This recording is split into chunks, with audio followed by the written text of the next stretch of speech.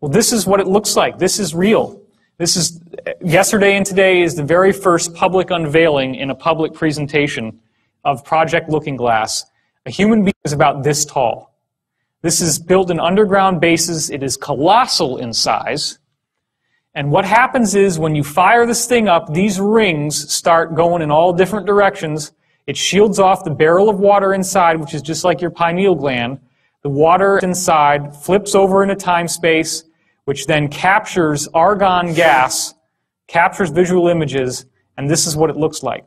It becomes huge, glowing, all the way out to these posts, which are used as stabilizers for the energy field. Now, it doesn't start out with an image of the Earth. That's just there as a placeholder, although you could see the whole Earth like that if you wanted to. That's not usually what happens.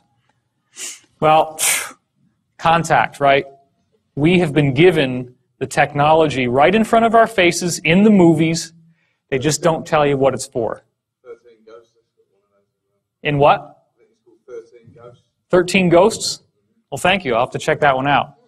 Doesn't sound like a movie I'd want to see, but if it's for that... It's horrible. Oh, I can imagine. So contact, just to recap from yesterday, blueprints come in from the Vegans, from Vega. They figure out that it's only when you fold up these patterns into a cube, which forms what there in the center, the triangle with the eye in the middle, as it folds up. Cube geometry. That's when you can decode the plans to build this, these rings, which becomes this machine. And there's your little helicopter. So there's another shot of it. They got computer animations of how it's going to work with the different rings moving. This actually looks like the fisheye lens distortion effect that happens around the looking glass when you power it on. There's a gantry crane up at the top, and the little guy is dropped down and goes inside. That's like your barrel inside the mechanism there. And this is where all the action happens. This is where the Stargate opens, the wormhole into the higher realms. In this frame, we're seeing how the whole thing collapsed and fell apart. So, of course, you want to take a ride. You know, the new the new formation of the one after the old one breaks. And here we're seeing the new one. Once again, you get a very clear view, and there's your little eye with the rays coming off it, just like the all-seeing eye on the dollar. Not surprising. Here she is. It's even larger than the real one, standing on this ladder, looking down inside. This is the chamber and the chair inside, which we'll see is very important. And here's your geometry. Look at that. Did anybody notice that when you were watching the movie? Because it goes by pretty fast. That's that same geometry that's in the background radiation of the whole universe with the sphere in the center. They fire it up. Guess what happens? Big, bright luminosity, just like the real thing. The real thing that they're actually using and have been using since the 40s at least. And here's what it looked like from the control room. It gets brighter and brighter, and then she starts having the floor disappear. She gets dropped down inside, and then, of course, she goes through this wild wormhole ride, and there's an ascension experience at the end of the dream, because it is like a big dream, because she's in the dream plane. Now, last Mimsy, again, you got the same principle. The children find these little objects. She finds this toy rabbit, and he finds this little thing that helps him speak to the spiders. It all comes out of this cube that they find. Well, guess what's going on here? Same thing. It creates, at the end of the movie, it has created a wormhole into the higher realms, which allows them to send DNA into the future. Now, this movie is like an infomercial for everything that my colleague Dr. Dan Burish has been saying he dealt with in Majestic 12, dealing with extraterrestrials from our own human future human lineage extraterrestrials, as he called them. That apparently, in his system, they have gone to the future, they have survived, but they had a small gene pool as a result of the cataclysmic activity in 2012, and I'll get into why I don't believe this is what's going on. And then they needed our DNA, and they're trying to come back in time to get our DNA to fix their genetic problem. So this whole movie is just a big infomercial for all the stuff that Burish has been saying, right down the letter. And there was a lot of development on the script. It is actually a great movie. I do recommend it. Now here's the thing. This is actually precisely what was found, except for the sphere, but the shape, and then even the little filigree on the outside, the little 1 centimeter raised filigree. This is what's called the cube.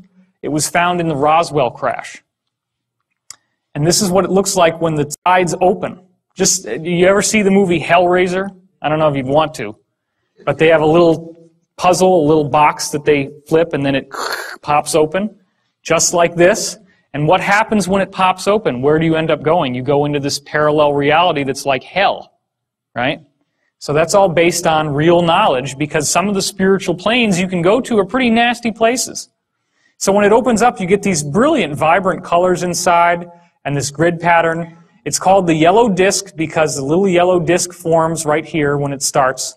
And then you get a full color image, unlike the other one where it's argon gas and it's all yellowy. You get a perfect color image on the real thing. And of course, there's a treaty that they have with the ETs that forbids them from giving you the writing that's on those panels. We can't do anything about that. Again, you're seeing the same redundant geometric metaphors here, the sphere with the geometry. So, all of this stuff, all of this usage of the looking glass technology has created some very, very interesting things. They have used this, for example, to cheat on presidential elections. Think about it. If you actually did have a technology that could allow you to look into the future and you're running for office, what are you going to want to do?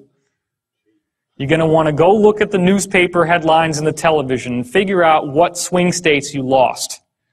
So then you're back in time and you can program your Diebold voting machines to tip the vote just enough that it's exactly 50-50, which is what happened in 2000 with George W. versus Gore, and it's what happened again in 2004 with George W. versus John Kerry.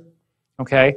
The problem is that as a result of the fear that they have that in 2012 that you're going to get an Earth axis shift, which is caused by an inappropriate amount of energy moving through the looking glass devices. They have, as of December 2006, completely deactivated and deconstructed all looking glass technologies on the Earth. The Iraq War had, to a large degree, the mission of capturing a looking glass technology that was dug up in Sumer, which was originally in the possession of Gaddafi in Libya, which is why they attacked Libya. Gaddafi got rid of it and gave it to Saddam Hussein. Saddam Hussein was using this technology, viewing the future. The U.S. government went in after him because they felt that the fate of the world was at stake, because if they did not capture this technology and get it back and deconstruct it, that the Earth would have a pole shift. So this is what they say, and it's a great story. It'll make a great movie, which I'm sure is being written. We're going to get into the pole shift and why I don't think that that's what's going on at all. I do not have a negative doom and gloom disaster view of our future. It's very important that you hear that, even though I know some of this stuff might be a little freaky looking. So the D of the CTP is what they call it in code parlance, because nobody's going to know what that means. But when you actually decipher these letters, it means the doctrine of the convergent timeline paradox. Here's the problem. You look through time with this device, and when you hit 2012, everything goes perfectly white. As you get closer and closer to 2012, starting in around 1980, a very strange thing has been happening when they use the looking glass. There is an interlacing of images. So right now, imagine that if I had this slide on half the time, and then the other half of the time, there was an image of like a face.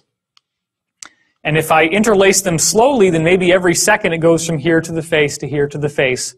Then as it speeds up, it gets faster and faster to the point that if it were complex images, you couldn't make out one from the other because they're flip-flopping so fast. Okay? That's called interlacing, and the frequency of the interlacing gets higher and higher as you go towards 2012. So anytime that they try to look at, or they used to try to look because they're not using them anymore, 2009, 2010, 2011, 2012, bam. It's so interlaced that they have a whole server farm of computers just to deconstruct the two images and be able to see what they're looking at in the future.